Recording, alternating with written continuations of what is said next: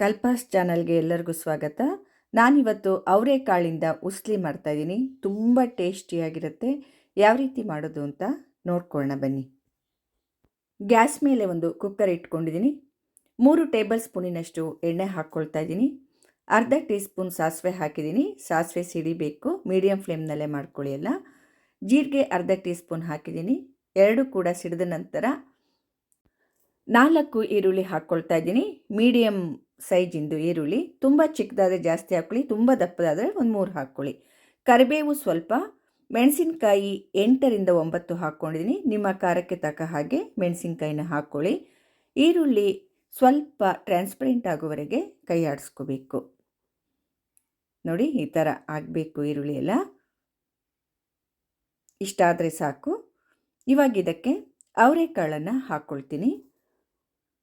ನೋಡಿ, ಅವರೆಕಾಳು 3/4 kg ಇದೆ, ಕಾಳೆ 3/4 kg ಇದೆ. ಇದು ಅವರೆಕಾಳು ಹಾಕ್ಕೊಳ್ತಾ ಇದ್ದೀನಿ. ಅದನ್ನು ಕ್ಲೀನಾಗೆಲ್ಲ ಮಿಕ್ಸ್ ಮಾಡ್ಕೋಬೇಕು. ನೋಡಿ, ಸ್ವಲ್ಪ ಹೊತ್ತು ಹೀಗೆ ಫ್ರೈ ಮಾಡ್ಕೋಬೇಕು. ಅವರೆಕಾಳು ಹಾಕಿದ ಮೇಲೆ ಈರುಳ್ಳಿ ಜೊತೆಗೇ ಸ್ವಲ್ಪ ಹೊತ್ತು ಫ್ರೈ ಆದಮೇಲೆ ಅರಿಶಿಣದ ಪುಡಿ ಹಾಕ್ಕೊಳ್ತಾ ಇದ್ದೀನಿ. 1/4 ಟೀ ಸ್ಪೂನಿನಷ್ಟು ಅರಿಶಿಣದ ಪುಡಿ ಹಾಕಿದ್ದೀನಿ. 1 ಟೀ ಸ್ಪೂನ್ ಧನಿಯಾ ಪುಡಿ, ಅರ್ಧ ಟೀ ಸ್ಪೂನು ಜೀರಿಗೆ ಪುಡಿ ಹಾಕ್ಕೊಂಡಿದ್ದೀನಿ. ಜೀರಿಗೆನ ಹುರಿದು ಬಿಟ್ಟು ಪುಡಿ ಮಾಡ್ಕೊಂಡಿರೋದದ್ದು. ಮೆಂತ್ಯ ಕಾಳು ನೋಡಿ, ಒಂದು 10 ಮೆಂತ್ಯ ಕಾಳನ್ನು ಹುರಿದು ಬಿಟ್ಟು ಈ ರೀತಿ ಪುಡಿ ಮಾಡಿ ಹಾಕ್ಕೊಳ್ತಾ ಇದ್ದೀನಿ. ತುಂಬ ಟೇಸ್ಟ್ ಇರುತ್ತೆ ಮೆಂತ್ಯ ಕಾಳು. ಹುರಿದು ಬಿಟ್ಟು ಈ ರೀತಿ ಪುಡಿ ಮಾಡಿ ಹಾಕ್ಕೊಳ್ಳಿ, ತುಂಬ ಚೆನ್ನಾಗಿರುತ್ತೆ.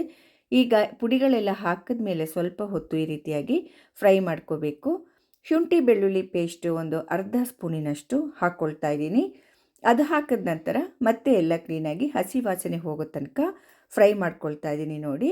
ಆಮೇಲೆ ಇದಕ್ಕೆ ನೀರು ಹಾಕ್ಕೊಳ್ತಾ ಇದ್ದೀನಿ. ಒಂದು 3/4 ಕಪ್ಪಿನಷ್ಟು ನೀರನ್ನು ಹಾಕ್ಕೊಳ್ತಾ ಇದ್ದೀನಿ. ನೀರು ಹಾಕಿದ ಮೇಲೆ ಒಂದು ಸಲ ಎಲ್ಲ ಕ್ಲೀನಾಗಿ ಈ ರೀತಿಯಾಗಿ ಮಿಕ್ಸ್ ಮಾಡ್ಕೋಬೇಕು. ನೀರು ಸ್ವಲ್ಪ ಕುದಿಯೋಕ್ಕೆ ಬಂದಾಗ ಕಾಯಿ ತುರಿ ಸ್ವಲ್ಪ ಹಾಕ್ಕೊಳ್ತಾ ಇದ್ದೀನಿ. ಕೊತ್ತಂಬರಿ ಸೊಪ್ಪು ಸ್ವಲ್ಪ ಹಾಕ್ಕೊಳ್ತಾ ಇದ್ದೀನಿ ನೋಡಿ. ರುಚಿಗೆ ತಕ್ಕಷ್ಟು ಉಪ್ಪು ಕೂಡ ಹಾಕ್ಕೊಳ್ತಾ ಇದ್ದೀನಿ. ಇದಿಷ್ಟನ್ನು ಹಾಕ್ಕೊಂಡು ಕ್ಲೀನಾಗೆಲ್ಲ ಮಿಕ್ಸ್ ಮಾಡ್ಕೋಬೇಕು.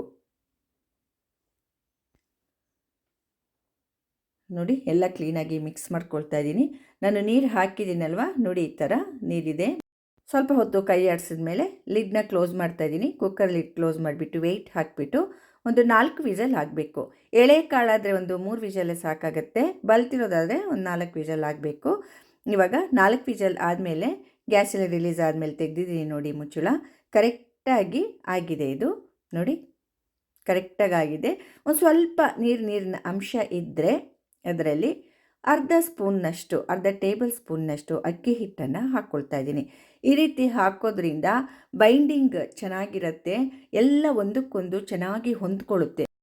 ನೀರು ಸ್ವಲ್ಪ ತೆಳುವಾದರೆ ಮಾತ್ರ ಆ ರೀತಿ ಹಾಕ್ಕೊಳ್ಳಿ. ಅಕ್ಕಿ ಹಿಟ್ಟು ತುಂಬಾ ಚೆನ್ನಾಗಿರುತ್ತೆ. ನೀವೇ ಹೇಳ್ತೀರಾ ಎಷ್ಟೊಂದು ಚೆನ್ನಾಗಿರುತ್ತೆ ಅಲ್ವಾ ಇದು ಅಂದ್ಬಿಟ್ಟು. ಈಗ ಮತ್ತೆ ಎಲ್ಲ ಅಕ್ಕಿ ಹಿಟ್ಟು ಹಾಕಿದ್ಮೇಲೆ ಗ್ಯಾಸ್ನ ಸ್ವಲ್ಪ ಆನ್ ಮಾಡಿಬಿಟ್ಟು ಮತ್ತೆ ಮಿಕ್ಸ್ ಮಾಡಿಕೊಂಡೆ. ಸ್ವಲ್ಪ ಹೊತ್ತು ಒಂದು 2 ನಿಮಿಷ, 1 ನಿಮಿಷ 2 ನಿಮಿಷ ಮಿಕ್ಸ್ ಮಾಡಿಕೊಂಡ್ರೆ ಸಾಕು.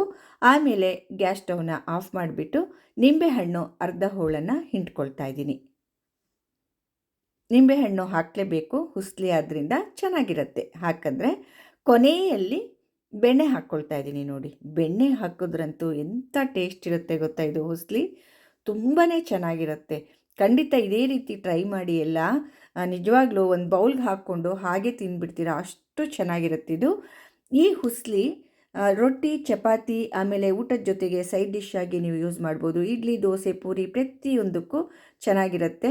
ನೋಡಿ ಎಷ್ಟು ಚೆನ್ನಾಗಿ ಆಗಿದೆ ನೋಡಿ. ಕರೆಕ್ಟಾಗಿ ಈ ಹದದಲ್ಲಿ ಇರಬೇಕು ಹುಸ್ಲಿ. ಚೆನ್ನಾಗಿರುತ್ತೆ. ಆವಾಗ ಗ್ರೇವಿ ಥರನೂ ಸಿಗುತ್ತೆ ನಮಗೆ. ಆಮೇಲೆ ತಿನ್ನೋದಕ್ಕೂ ತುಂಬ ಚೆನ್ನಾಗಿರುತ್ತೆ. ಖಂಡಿತ ಈ ರೀತಿಯಾಗಿ ಮಾಡಿ. ನಿಮಗೆಲ್ಲ ಈ ಅವರೆಕಾಳಿನ ಹುಸ್ಲಿ ರೆಸಿಪಿ ತುಂಬ ಇಷ್ಟ ಆಗಿದೆ ಅಂದ್ಕೊಂಡಿದ್ದೀನಿ. ನನ್ನ ಚಾನೆಲ್ಗೆ ಖಂಡಿತವಾಗಿ ಸಬ್ಸ್ಕ್ರೈಬ್ ಆಗ್ತೀರಾ ಅಂತ ಕೂಡ ಅಂದ್ಕೊಂಡಿದ್ದೀನಿ. ಸಬ್ಸ್ಕ್ರೈಬ್ ಆದವರಿಗೆ ನನ್ನ ಅನಂತ ಧನ್ಯವಾದಗಳು, ಹಾಗೂ ಇನ್ನು ಮುಂದೆ ಆಗೋರಿಗೂ ಕೂಡ ನನ್ನ ಧನ್ಯವಾದಗಳು. ಎಲ್ಲರೂ ತುಂಬ ನನ್ನ ಚಾನಲ್ಗೆ ಸಪೋರ್ಟ್ ಮಾಡ್ತಾ ಇದ್ದೀರಾ. ಇದೇ ರೀತಿ ಇನ್ನೂ ಹೆಚ್ಚು ನನ್ನ ಚಾನಲ್ಗೆ ಸಪೋರ್ಟ್ ಮಾಡಿದ್ರೆ ಇನ್ನೂ ಒಳ್ಳೊಳ್ಳೆ ರೆಸಿಪಿಗಳನ್ನ ಮಾಡಿ ತೋರಿಸ್ತೀನಿ. ಇವತ್ತಿನ ಅವರೆಕಾಳು ಹುಸ್ಲಿ ಇಷ್ಟ ಆಗಿದ್ರೆ ಲೈಕ್ ಮಾಡಿ, ಶೇರ್ ಮಾಡಿ, ಹಾಗೂ ಕಮೆಂಟ್ಸ್ ಮೂಲಕ ತಿಳಿಸಿ ಅಂತ ಹೇಳ್ತಾ ಎಲ್ಲರಿಗೂ ಮತ್ತೊಮ್ಮೆ ನನ್ನ ಧನ್ಯವಾದಗಳು.